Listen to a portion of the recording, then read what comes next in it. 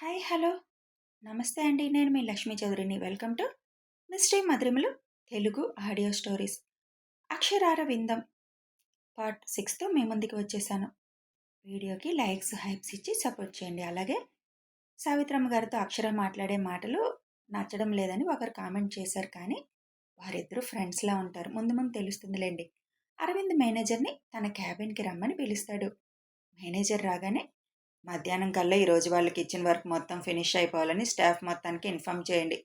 Pending ఎవరు ఉంచినా party cancel చేసేస్తాను అని అంటాడు అరవింద్.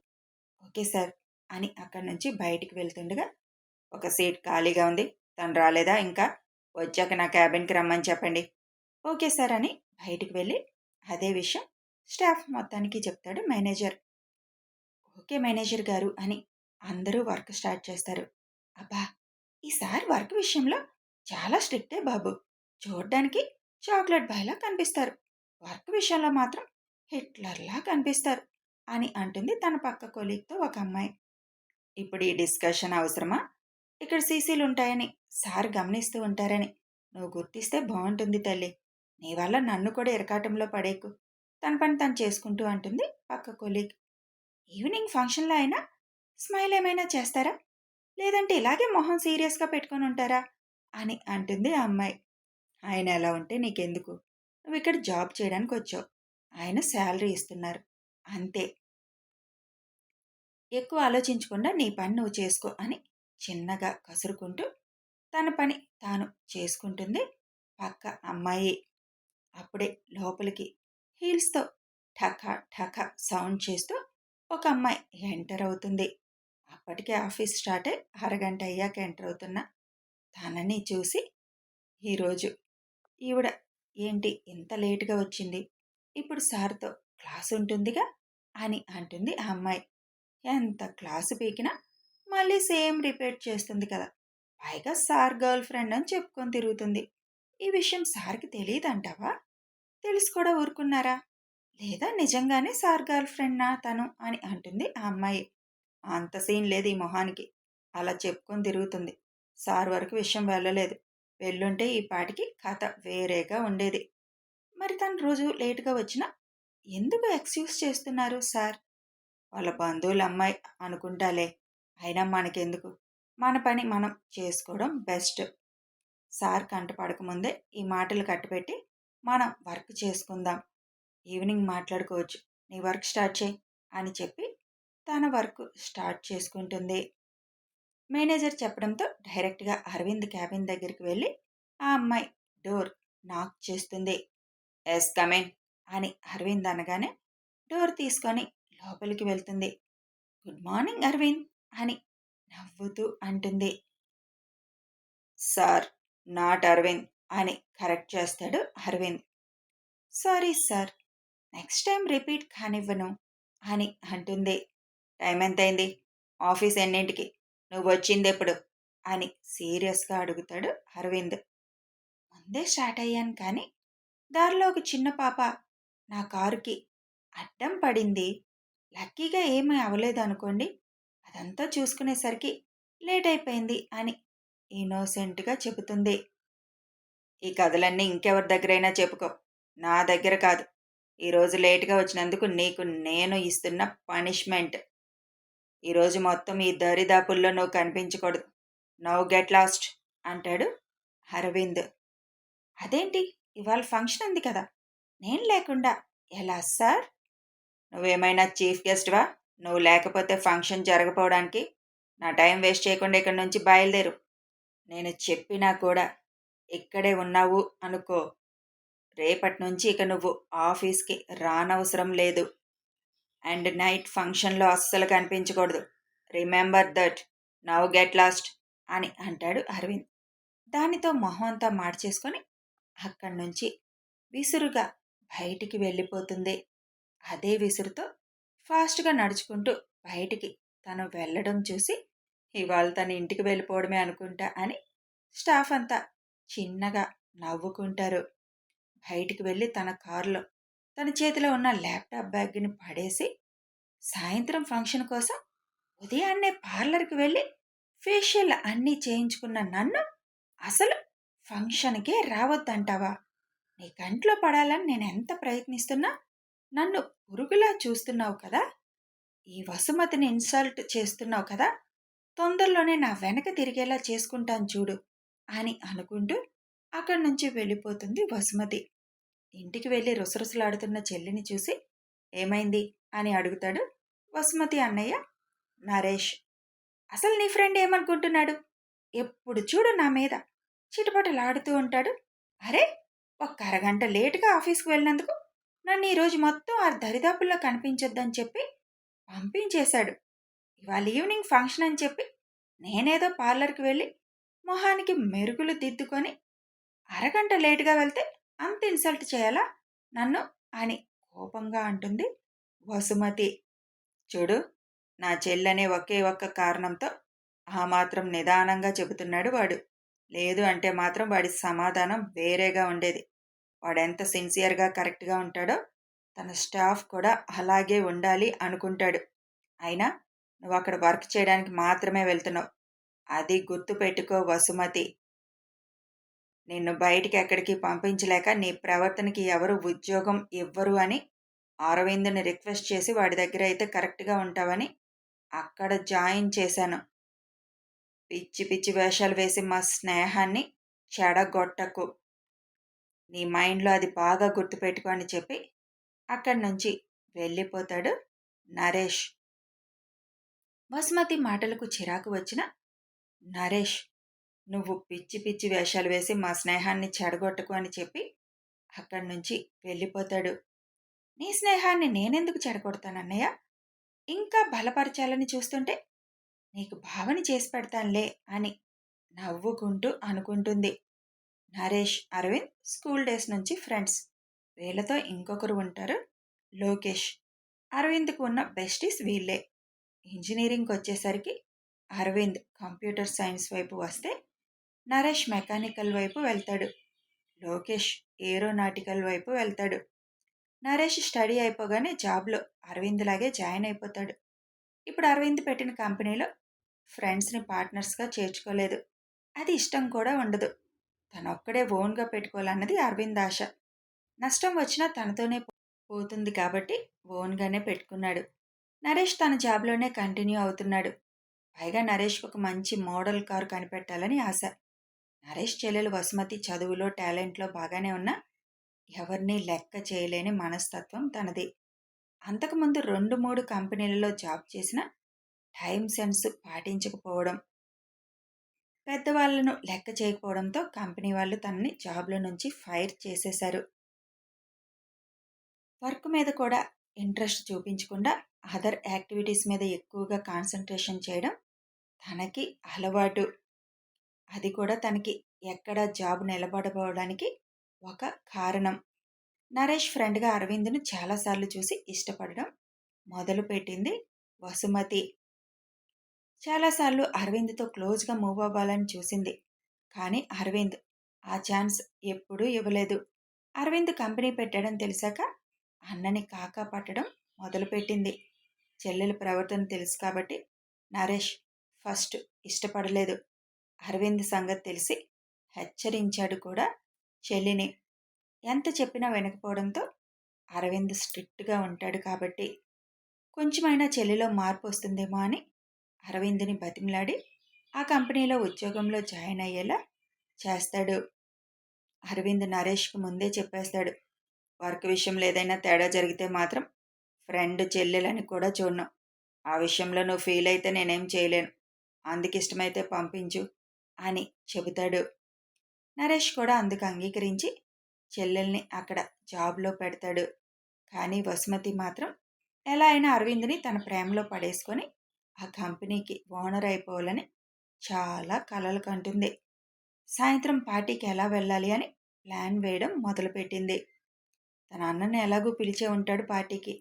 అన్నని కాకాపట్టి ఎలా అయినా అన్నతో వెళ్ళాలి అని వాళ్ళ అన్న దగ్గరికి రూమ్లోకి వెళ్తుంది. ఏంటి అన్నయ్య, ఇవాళ ఆఫీస్కి వెళ్ళలేదు నువ్వు అని అడుగుతుంది వాళ్ళ అన్న పక్కన కూర్చొని వసుమతి. ఇవాళ లీవ్ పెట్టానులే, నాకు కొద్దిగా బయట పని ఉండి అని చెబుతాడు నరేష్. అవును, మీ ఫ్రెండ్ పార్టీకి పిలవలేదా నిన్ను అని అడుగుతుంది. అది స్టాఫ్ ఇస్తున్న పార్టీ. అరవింద్ ఇస్తున్న పార్టీ కాదు. ఫ్రెండ్స్‌ని కూడా పిలవడానికి అని అంటాడు నరేష్. ఎవరిస్తున్న పార్టీ అయినా ఫ్రెండ్స్‌ని కూడా పిలవడా ఏంటి? ఇప్పుడు నీకెందుకు? తను నన్ను పార్టీకి పిలిస్తే నాతో పాటు నువ్వు రావాలనే కదా! నేను పార్టీకి వెళ్ళడం లేదు. ఈరోజు అటువైపు రావద్దని పంపించేశాడు నిన్నింటికి. సో, కామ్‌గా ఇంట్లోనే ఉండు. తిక్క తిక్క వేషాలు వేసి వాడికి కోపం తెప్పించావంటే రేపటి నుంచి పర్మనెంట్‌గా ఇంట్లోనే ఉంటావు. ఏం చేయాలన్నది నిర్ణయం నీ చేతుల్లోనే ఉంది అని చెప్పి నాకు కొద్దిగా బయట పని ఉంది. వెళ్తున్నాను. అమ్మ టెంపుల్‌కి వెళ్ళింది. రాగానే చెప్పు అని అక్కడి నుంచి నరేష్ వెళ్ళిపోతాడు. వాళ్ళ అన్నయ్య చెప్పింది ఆలోచించి నిజమే. ఈరోజు వెళ్తే పర్మనెంట్‌గా ఇంట్లో కూర్చోవడమే. అరవింద్ అంత పని చేస్తాడు. సార్‌ని లైన్‌లో పెట్టాలంటే డైలీ నేను ఆఫీస్‌కి వెళ్ళాలి కదా అని అనుకుంటూ నిన్నే పార్లర్‌కి వెళ్తే సరిపోయేది. అనవసరంగా ఇవాళ వెళ్ళి ఛాన్స్ చేసుకున్నాను అని ఫీల్ అయిపోతూ కూర్చుంటుంది వసుమతి. సాయంత్రం 6 గంటలకు కంపెనీలో పార్టీ స్టార్ట్ అవుతుంది. అరవింద్ అక్కడే తన పర్సనల్ రూమ్‌లో రెడీ అయిపోతాడు. వాళ్ళ అమ్మా నాన్నకి ఫోన్ చేస్తాడు. బయలుదేరారా లేదా అని అడగడానికి. ఇద్దరూ అప్పటికే స్టార్ట్ అయిపోవడంతో దగ్గరికి వచ్చేసాం అని అంటారు దేవి గారు. స్టాఫ్ అంతా కూడా మధ్యాహ్నం నుంచి ఇంటికి వెళ్ళి నీట్‌గా రెడీ అయిపోయి 5 గంటలకి వచ్చేస్తారు. అరవింద్ తన ఫ్రెండ్స్ ఇద్దరిని ఇన్వైట్ చేస్తాడు. నరేష్ కావాలనే పార్టీకి వెళ్ళట్లేదని చెబుతాడు. అరవింద్ ఒకసారి డెసిషన్ తీసుకుంటే అది మారదు. తనతో వసుని తీసుకుని వెళ్తే అరవింద్ కోపానికి తను బలి అవ్వాల్సి వస్తుంది. అందుకే అలా చెబుతాడు. హాయ్ రా అంటూ లోపలికి వస్తాడు అరవింద్ ఫ్రెండ్ లోకేష్. ఏంటి బాబు, బొత్తిగా అసలు కనిపించడం మానేశావు? పెళ్లి చేసుకునేసరికి ఫ్రెండ్స్ని మర్చిపోయావా ఏంటి అని అరవింద్ నవ్వుతూ అడుగుతాడు. తమరు ఫుల్ బిజీగా ఉంటారు కదా, డిస్టర్బ్ చేయడం ఎందుకని మేము కూడా డిస్టెన్స్ పాటిస్తున్నాంలే అని నవ్వుతూ అంటాడు లోకేష్. ఇంతకీ మా సిస్టర్ ఎలా ఉంది అని అడుగుతాడు అరవింద్. బాగానే ఉందిలే, నన్ను కాల్చుకు తింటూ. ప్రేమించి పెళ్లి చేసుకొని మరి పెళ్ళైన 6 నెలలకే ఇప్పుడు కాల్చుకు తింటుంది అనే వరకు వచ్చేసావా? ప్రేమించినప్పుడు బాగానే ఉంటారురా బాబు. పెళ్ళయ్యాకే తెలుస్తుంది వాళ్ళ అసలు రూపం. ఒక అరగంట లేటుగా వెళ్తే దానికి 1,00,000 ప్రశ్నలు అడుగుతారు. వాళ్ళు అడిగిన చోటికి వెంటనే తీసుకువెళ్ళకపోతే అలకలు. అవి తీర్చడానికి ఎన్ని పాట్లు పడాలనుకుంటున్నావు అని లోకేష్ దీనంగా అంటాడు. మరి అలాంటప్పుడు ఎగురుకుంటూ ఎందుకు పెళ్లి చేసుకున్నావురా అని అప్పుడే లోపలికి వస్తూ అంటాడు నరేష్. అప్పుడు ఆత్రం బాబు, ఆత్రం అని అంటాడు లోకేష్.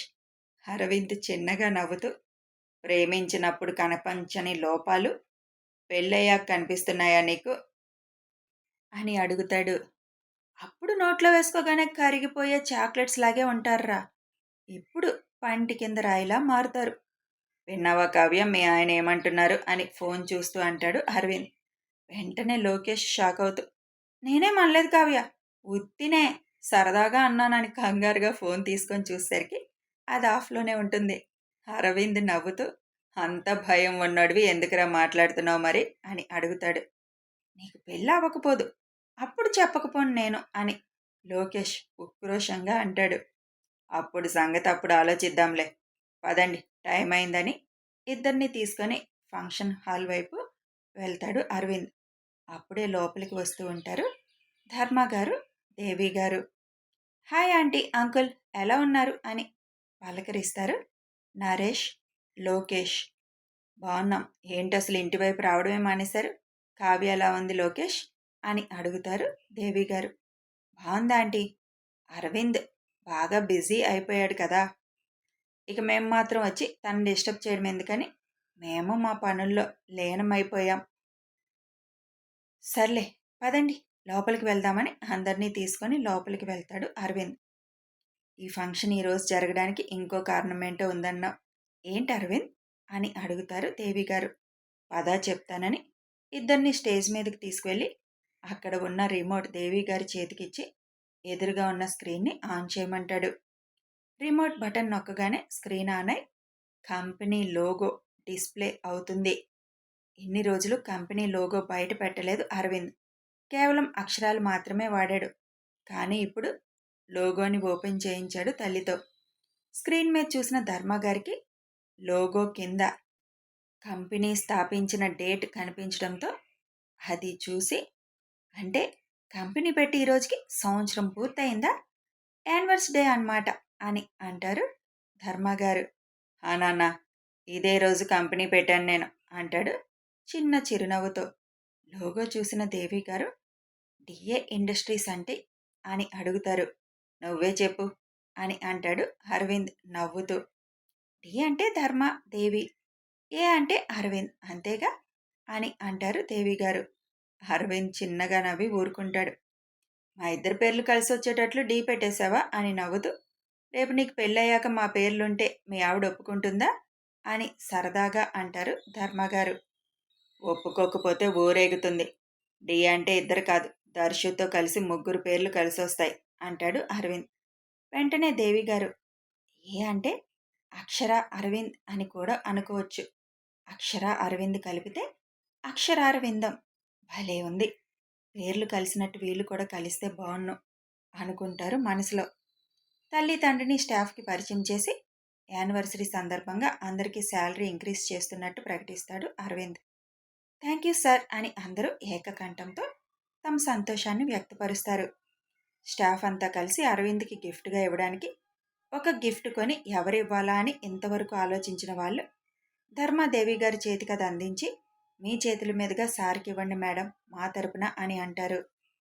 ధర్మాదేవి గారు అరవింద్ చేతికి అది ఇవ్వగానే, ఓపెన్ చేయండి సార్ అని అంటారు ఇద్దరు. అరవింద్ అది ఓపెన్ చేయగా ఆఫీస్ టేబుల్ మీద పెట్టుకునే విధంగా సిల్వర్తో చెక్కిన అరవింద్ అనే పేరుతో నేమ్ బోర్డు ఉంటుంది. పేరు కింద చైర్మన్ కమ్ సీఈఓ అని ఉంటుంది. అది చూసి స్టాఫ్ను ఉద్దేశించి, ఇంత ఖర్చు పెట్టడం అవసరమా అని చిరుకోపంగా అంటాడు. ఏమి ఇవ్వాలో అర్థం కాలేదు సార్, ఇదైతే పర్మనెంట్గా మీ టేబుల్ మీద మా గుర్తుగా ఉంటుంది కదా అని అంటారు స్టాఫ్. వెంటనే దాన్ని మీరే పెట్టేసి రండి అని చెప్పి వాళ్ళ చేతికి అందిస్తాడు. మేనేజర్తో పాటు ఇంకో 4 కలిసి అరవింద్ క్యాబిన్లోకి వెళ్ళి అది అరవింద్ టేబుల్ మీద ఇంతకుముందు ఉన్న నేమ్ బోర్డు తీసేసి పెడతారు. ఓకే, ఎంజాయ్ చేయండి పార్టీని అందరూ అని చెప్పి నరేష్ లోకేష్తో పక్కకు వెళ్తాడు అరవింద్. ఓయ్ ముసలి, త్వరగా లేచి నా మొహం చూడు, నేను ఈరోజు సిటీ వెళ్తున్నాను, ఇప్పుడే బయలుదేరుతున్నాను, మళ్ళీ నా మొహం చూడకుండా లేవవు కదా, నేను వచ్చేసరికి సాయంత్రం అవుతుంది, అప్పుడు దాకా తిండి తిప్పలు లేకుండా ఈ మంచం మీద పడి ఉంటావు, ఆ పాపం నాకెందుకు అని అక్షర సావిత్రమ్మ ఎదురుగా నిలబడి అంటుంది. సావిత్రమ్మ కళ్ళు తెరిచి అక్షరని చూసి, ఇప్పుడెందుకు సిటీ, అది కూడా ఇంత ఉదయాన్నే అని అడుగుతారు. పనుందిలే, అందుకే వెళ్తున్నానని అక్కడి నుంచి వెళ్ళిపోతుంది అక్షర. ఇది నెలకోసారి ఇంత ఉదయాన్నే సిటీకి ఎందుకు వెళ్తుందో అర్థం కావడం లేదు అని అనుకుంటూ మంచం దిగుతారు సావిత్రమ్మ. కథ కొనసాగుతుంది. అక్షర లాంగ్వేజ్ సావిత్రి గారి దగ్గర ఇలాగే ఉంటుంది. ఎందుకంటే వాళ్ళిద్దరి మధ్య ఎంత బాండింగ్ అనేది మీకు ముందు ముందు తెలుస్తుంది. ఇక భావ మరదళ్ళిద్దరూ ఎదురుపడే టైం దగ్గరలోకి వచ్చేసింది. ఈ వసుమతి పేరుని బాగా గుర్తుపెట్టుకోండి, ముందు ముందు చాలా ఇంపార్టెంట్. వీడియో నచ్చితే ఒక లైక్ చేయండి, షేర్ చేయండి, కామెంట్స్ రూపంలో మీ అభిప్రాయం తెలియచేయండి. సబ్స్క్రైబ్ చేసుకొని ఛానల్ సపోర్ట్ చేయండి. Thanks for watching.